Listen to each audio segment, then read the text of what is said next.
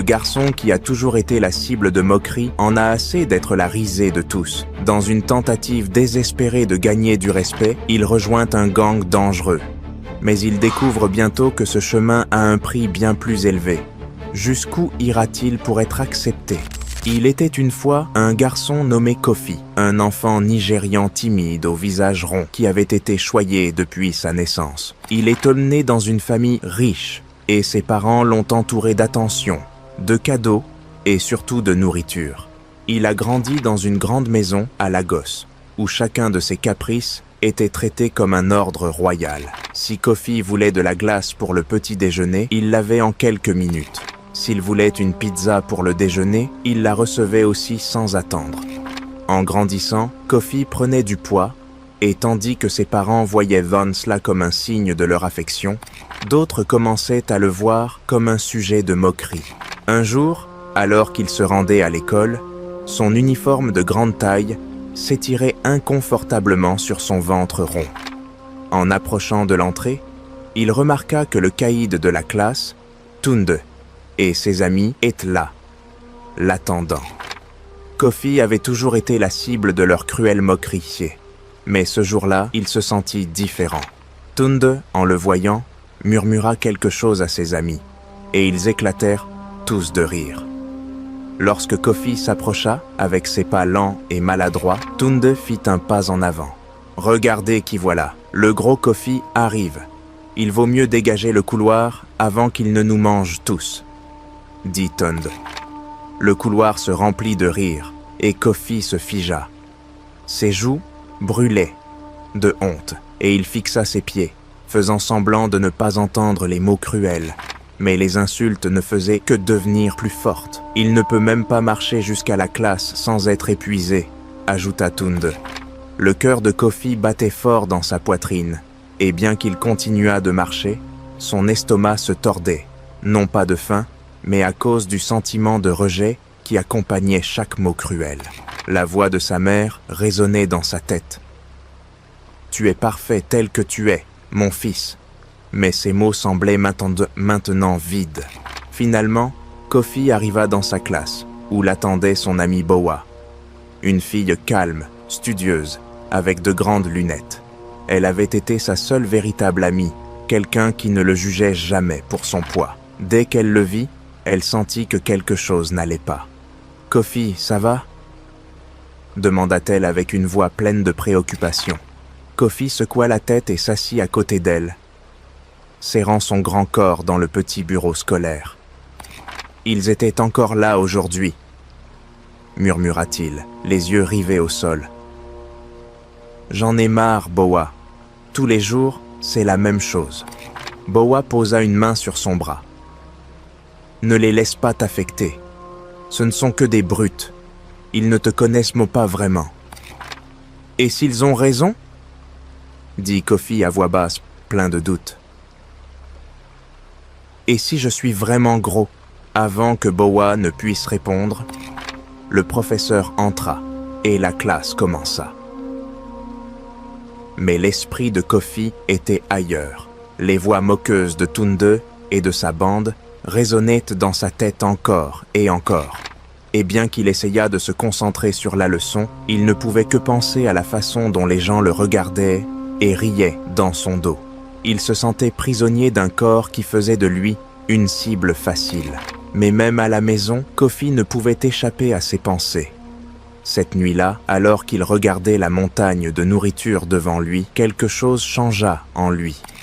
Il n'avait plus faim. Il était fatigué. Fatigué des moqueries, fatigué de se sentir comme s'il n'appartenait pas. « Maman, papa » commença-t-il avec une voix hésitante. « Je pense que nous devons parler. » Ses parents échangèrent des regards confus, mais ils firent de signes qu'ils pouvaient continuer. « Je ne suis pas heureux » admit Kofi, la voix tremblante. « À l'école, tout le monde se moque de moi à cause de mon apparence, et je ne sais plus si je peux supporter cela plus longtemps. » Le visage de sa mère s'adoucit et son père fronça les sourcils, posant sa fourchette. « Mais mon fils, nous t'aimons tel que tu es, » dit son père doucement. « Pourquoi devrais-tu te soucier de ce que pensent les autres ? Parce que ça fait mal, répondit Kofi, les mots sortant avant qu'il ne puisse les arrêter. Je ne peux même pas entrer en classe sans qu'on se moque de moi, et je ne veux plus être comme ça. Je ne suis pas heureux avec moi-même. Sa mère s'approcha et prit sa main. « Oh, Kofi, nous ne savions pas que tu te sentais comme ça. » Kofi avala les larmes qui montaient dans ses yeux. « Je veux juste me sentir normal. » Cette nuit-là, alors que Kofi était allongé dans son lit, avec ses pensées, il comprit que les choses devaient changer. Il ne pouvait pas continuer à vivre de cette façon, prisonnier dans un cycle d'indulgence et de ridicule. Cependant, le chemin vers le changement n'était pas clair. Comment pourrait-il transformer sa vie quand tout ce qu'il connaissait était basé sur les caprices de ses parents? Et pire encore, comment pourrait-il faire face aux tourments constants de ses camarades de classe? Le lendemain, à l'école, Kofi resta silencieuse à son bureau, essayant d'ignorer les voix moqueuses qui le suivaient partout. La conversation de la veille avec ses parents lui restait en tête. Il ne voulait plus être cette version de lui-même. Après l'école, alors qu'il marchait vers chez lui, il entendit des garçons parler de la salle de sport, en particulier de la Guarida del Titan, où les garçons les plus musclés de l'école s'entraînaient. Il les avait vus marcher sur le campus auparavant, avec leurs épaules au large et leurs bras sculptés. Ils étaient admirés et respectés. Personne n'osait se moquer d'eux. « C'est là que vont les vrais hommes », se vanta l'un des garçons. Le nom de Tunde fut mentionné. Il y allait tous les jours, et c'est pour cela que personne ne s'en prenait à lui. Les oreilles de Kofi se dressèrent. Il savait à ce moment-là que s'il voulait affronter son persécuteur, il devrait changer plus que son attitude, il devrait changer son corps. Cette nuit-là, Kofi se retourna dans son lit, l'idée de la Guarida del Titan remplissant son esprit. Est-ce que cela pourrait être la réponse qu'il cherchait? Pourrait-il se transformer en l'un de ces garçons musclés qui imposaient le respect? Bien qu'il sente que ce ne serait pas facile, il était décidé. Le lendemain, après l'école, Kofi prit une décision. Il irait à la salle de sport. Il ne le dit pas à ses parents, sachant que sa mère tenterait de l'en dissuader et que son père se moquerait probablement, pensant que ce n'était qu'une phase. Non, c'était quelque chose qu'il devait faire seul. Plus tard, il se retrouva devant la Guarida du Titan. Le bâtiment semblait imposant, avec ses fenêtres teintées et ses grandes portes en acier. Il hésita un instant avant d'entrer. L'air était chargé de l'odeur de la sueur et le bruit des haltères frappant le sol remplissait la pièce. La lumière tamisée révélait des équipements lourds éparpillés et les garçons musclés grognaient en soulevant les poids. Kofi se sentit petit, plus petit que jamais. À ce moment-là, il vit Tunde dans un coin de la salle, entouré de sa bande. Presque immédiatement, Tunde remarqua Kofi et sourit avec sarcasme. « Eh bien, regarde qui est là. Que fait le gros Kofi à la Guarida du Titan? Tu t'es perdu, mon frère. » dit Tunde en se moquant. Ses amis rirent, et leurs rires résonnèrent dans le vaste gymnase. Le cœur de Kofi battait à tout rompre, mais il resta ferme. « Je suis là pour m'entraîner, comme tout le monde, » répondit-il, essayant de garder sa voix ferme. Tunde haussa un sourcil. « T'entraîner? Cet endroit n'est pas pour des gens comme toi. Ici, c'est là où les forts deviennent plus forts. Qu'est-ce que tu penses faire? Soulever une haltère et devenir soudainement l'un d'entre nous? » Les rires remplissaient encore une fois le gymnase. Mais Kofi serra les poings, déterminé à ne pas se laisser intimider. « Tu verras, » murmura-t-il doucement, en se détournant et en s'éloignant du groupe. Kofi se dirigea vers un coin de la salle où l'équipement était moins intimidant et commença doucement, en soulevant des poids légers et en se tenant à l'écart. Mais, de temps en temps, il pouvait sentir les regards de Tunde et de sa bande sur lui, se moquant de lui en silence. Mais malgré l'inconfort, Kofi décida de ne pas abandonner. Il avait pris une décision. Il allait changer sa vie, peu importe l'effort que cela demanderait. Au fil des jours, Kofi revenait à la guarida du Titan après l'école. Au début, la douleur était insupportable. Ses muscles lui faisaient mal d'une manière qu'il n'avait jamais connue auparavant. Mais chaque jour, il devenait un peu plus fort et commençait à remarquer de petits changements dans son corps. Ses bras, autrefois mous et faibles, commençaient à montrer des signes de muscles. Ses jambes, autrefois molles, devenaient plus fermes. Mais au-delà des changements de physique, Kofi sentait une nouvelle détermination grandir en lui. Cependant, la salle de sport n'était pas la solution facile qu'il avait imaginée. C'était un endroit sombre, rempli d'une énergie tendue. Les garçons ne cherchaient pas seulement à se renforcer physiquement. Ils étaient obsédés par le pouvoir et la domination. Plus Kofi passait de temps là-bas, plus il se rendait compte que la salle n'était pas seulement un lieu d'entraînement, mais un endroit où l'on cherchait à prouver sa supériorité. Dans ce monde-là, Tunde était le roi. Un après-midi, Kofi entendit une conversation entre Tunde et sa bande. Cela lui fit froid dans le dos. « Ce gamin, Kofi, vient ici depuis des semaines, » commenta un des amis de Tunde. « On dirait qu'il est sérieux. » Tunde rit avec mépris. « Oui, mais peu importe combien il soulève, il ne sera jamais comme nous. Il ne peut pas changer ce qu'il est à l'intérieur. Sa faiblesse a toujours été là et elle le restera. » Les paroles de Tunde frappèrent Kofi plus fort que n'importe quel poids qu'il aurait pu soulever. Il réalisa que, pour Tunde, il resterait toujours ce garçon gros et faible, peu importe combien son corps changerait. Mais Kofi n'était pas prêt à abandonner.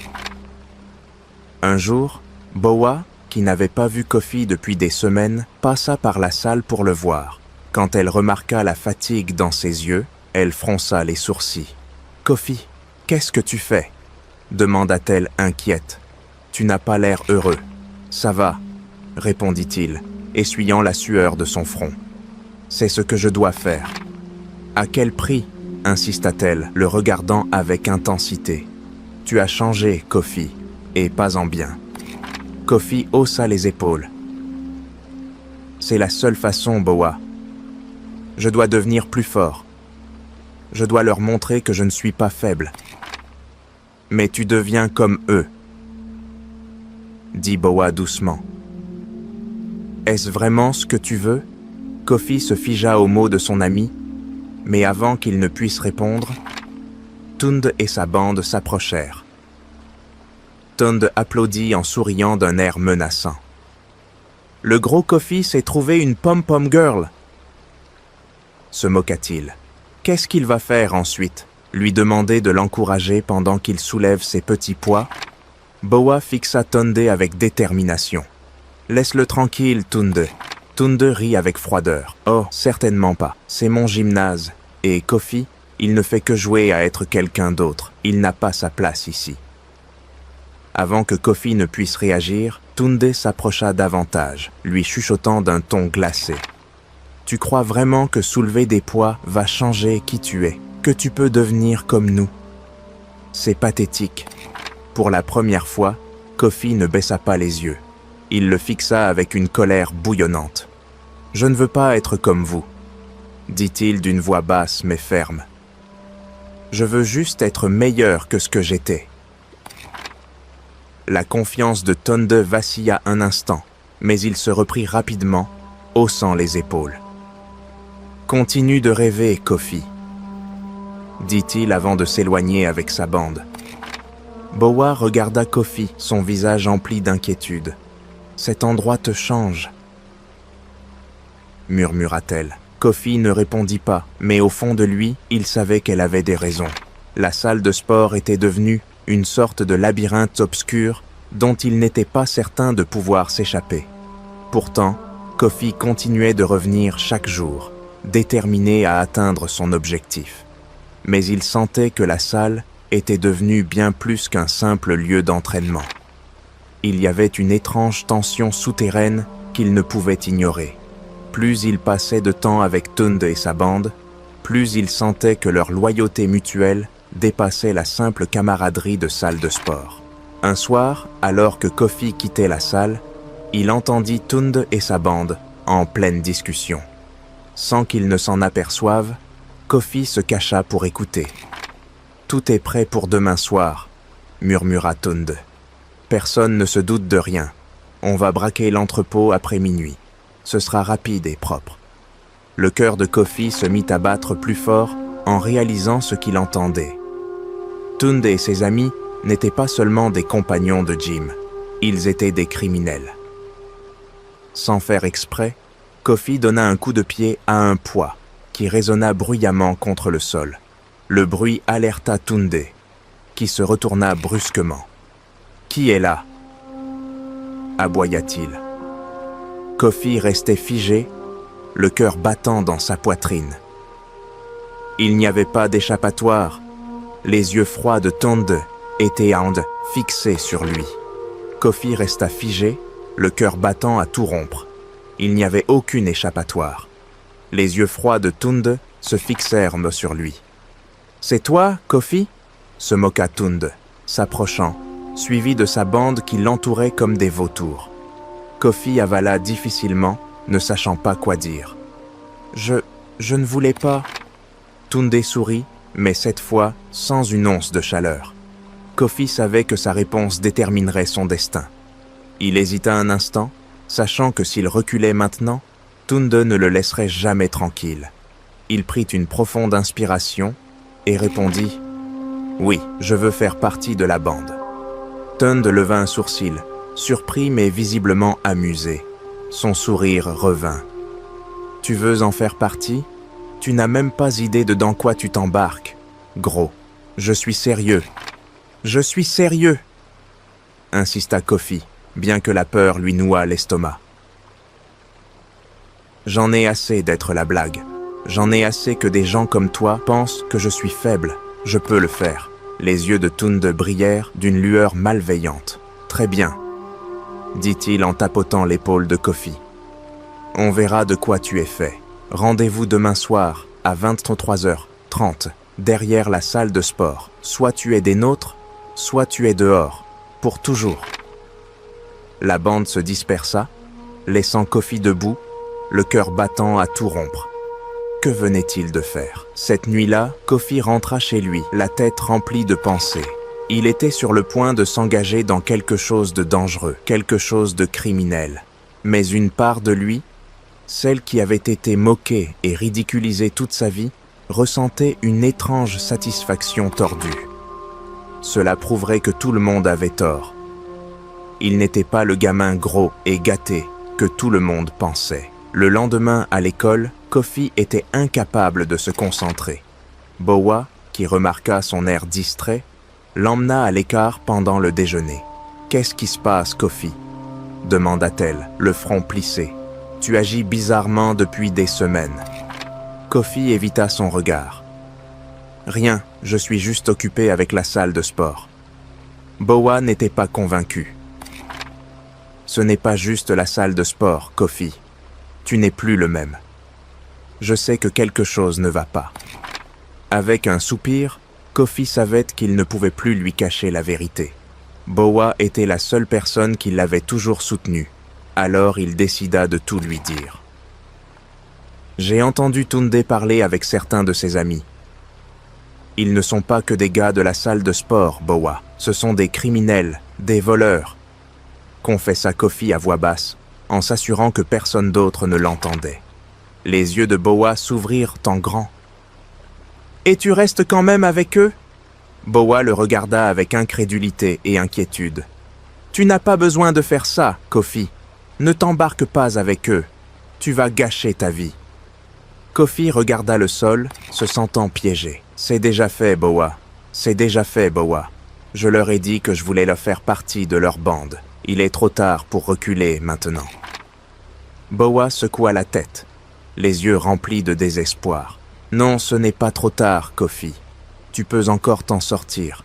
Parle à quelqu'un et à tes parents, à la police, à n'importe qui. » Kofi murmura, le regard fixé au sol. « Je ne peux pas, Boa. Si je me retire maintenant, ils sauront que je suis faible. Ils ne me laisseront jamais l'oublier. »« Ce n'est pas une question de faiblesse ou de force, c'est une question de ta vie, » dit Boa, la voix tremblante. « Ne jetez pas tout par-dessus bord pour le plaisir. » Kofi détourna les yeux, tiraillé. Il voulait croire en ce que disait Boa, mais la pression de prouver sa valeur était immense. Il avait passé sa vie entière à être la cible des moqueries, et c'était sa chance de changer cela. Mais Boa le regarda avec une détermination surprenante. « Je ne vais pas te laisser faire ça tout seul. Demain soir, je serai là.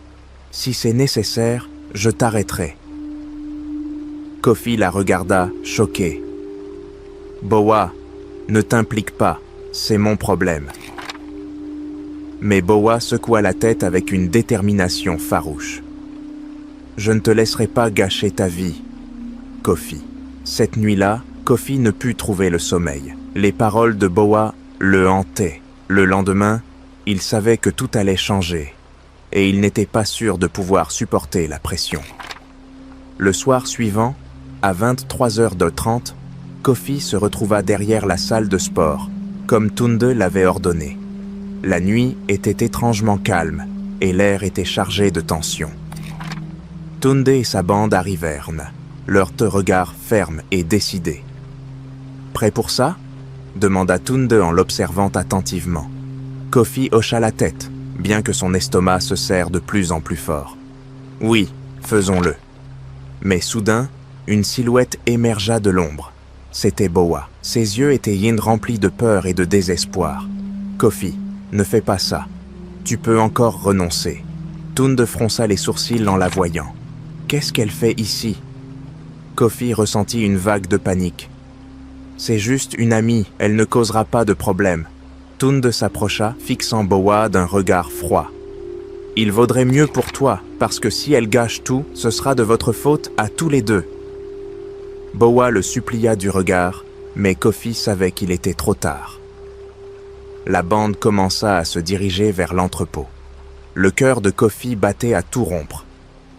Ce n'était plus seulement une question de prouver sa valeur, mais de survivre. Boa resta près de lui, les mains tremblantes. « Je t'en prie, Kofi, ne fais pas ça, » murmura-t-elle. Mais Kofi ne pouvait plus reculer. Il était allé trop loin. Alors que la bande pénétrait dans l'entrepôt, le son des sirènes déchira l'air, et la panique éclata. La police approchait rapidement, et l'un des amis de Tunde cria « Tu avais dit que personne ne nous verrait. » Le visage de Tunde se tordit de rage. « Je pensais que tout était sous contrôle. » Kofi était paralysé par la peur. Il savait qu'ils étaient piégés. Boa lui saisit le bras. « On doit partir maintenant !» cria-t-elle. Ils tentèrent de s'échapper, mais la police se rapprochait. Dans la confusion, des coups d'eau de feu et des cris retentirent. Kofi et Boa réussirent à se glisser dans une ruelle étroite, courant jusqu'à ce que leurs jambes ne puissent plus avancer. Finalement, ils se cachèrent derrière un mur à bout de souffle. « C'était trop près », murmura Boa, tremblante. « On aurait pu mourir. » Kofi pouvait à peine parler, son esprit encore en proie au chaos de ce qu'il venait de vivre. Il n'était pas un criminel, il n'avait jamais voulu cela. Mais maintenant, il se retrouvait coincé, sans échappatoire. Le lendemain, à l'école, Tunde l'intercepta près des casiers pendant la pause déjeuner. « Tu crois que tu peux t'en sortir comme ça ?» siffla Tunde avec un sourire glacé. « À cause de toi, certains de mes gars sont en prison. » Kofi déglutit, la gorge sèche. « Je n'ai pas voulu que ça arrive. »« Tu n'as pas voulu, » l'interrompit Tunde, s'approchant dangereusement. « Tu as tout gâché, et si tu penses un seul instant à parler à qui que ce soit de ce qui s'est passé, tu le regretteras. » L'estomac de Kofi se noua. Il savait que la menace de Tunde n'était pas une plaisanterie. S'il parlait, la bande de Tunde viendrait après lui. Boa apparut. les regarder avec un mélange de peur et de résolution, malgré la peur qui se lisait dans ses yeux. « Laisse-le tranquille, Tunde. Il ne dira rien. Et toi, tu penses de pouvoir le protéger ?» ricana Tunde en la fixant avec mépris, mais Boa ne recula pas. « Je sais assez. Laisse-le en paix. » Tunde la regarda d'un air calculateur avant de se détourner, non sans lancer un dernier regard menaçant à Kofi.